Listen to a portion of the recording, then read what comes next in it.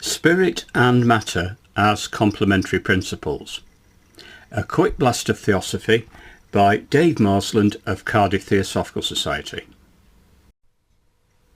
A Blavatskian theosophical perspective does not treat spirit and matter as absolute opposites. Instead, they are complementary aspects of one reality, each necessary to the full expression of existence. Spirit represents the inward unifying and conscious principle, the source of meaning, order and purpose within life. Matter represents the outward differentiating and form-producing principle, the medium through which that inward life becomes visible and active in the world.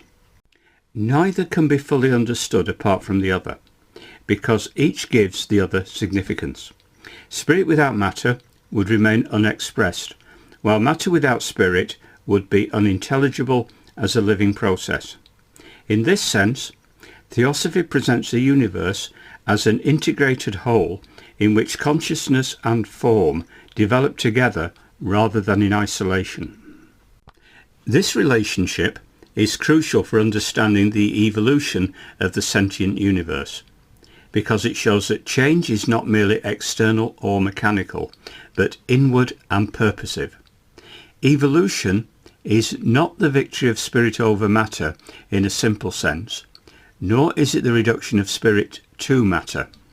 Rather, it is the gradual refinement of matter so that it can better express consciousness, and the gradual awakening of consciousness so that it can recognize itself through material forms. In this view, matter is not a dead obstacle to be discarded, but the necessary medium through which consciousness can develop, individualize, and become active in the world.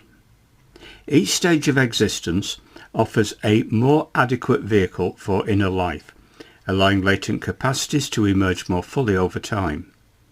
The universe becomes more sentient as the two poles are brought into greater harmony, until what was once divided begins to function as a more unified whole.